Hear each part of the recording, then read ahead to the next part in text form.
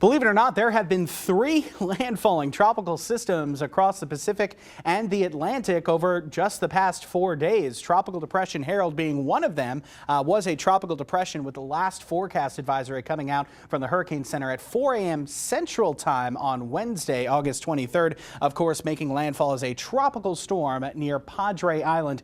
This system is just now a rainmaker as it moves its way into the desert Southwest. But look at some of these totals, especially around the Corpus Christi area. This swath is those oranges, the reds, and also the purples. That's anywhere from 5 to nearly 8 inches of radar estimated rain.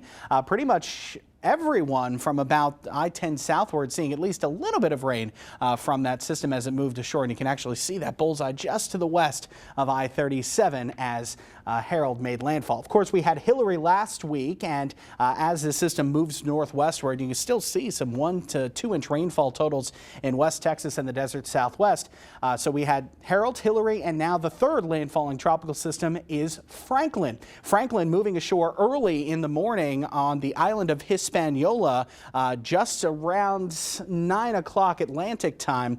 Franklin producing some very heavy rainfall, potential for mudslides across Hispaniola, especially in the Dominican Republic, and even Puerto Rico could see some pretty heavy rain on the west side of the island. This system, Franklin, could be moving close to Bermuda as the season's next hurricane as we move into next week. The remnants of Emily have a 70% chance of redeveloping into a tropical depression or tropical storm. And just to the west of the Cabo Verde Islands, there's a 30% chance that this wave regenerates or forms into a tropical depression or tropical storm. It's kind of getting bit up by dry air and wind shear, so that's why those chances have steadily gone down. There is some good news, and I do want to point out the hurricane season continues to roll on, of course. We are up to the H name in the list, but although we do have systems out there to watch, including, of course, Franklin, as we move our way towards September, Franklin is the only storm that may be threatening any sort of landmass. So the tropics, while active, could remain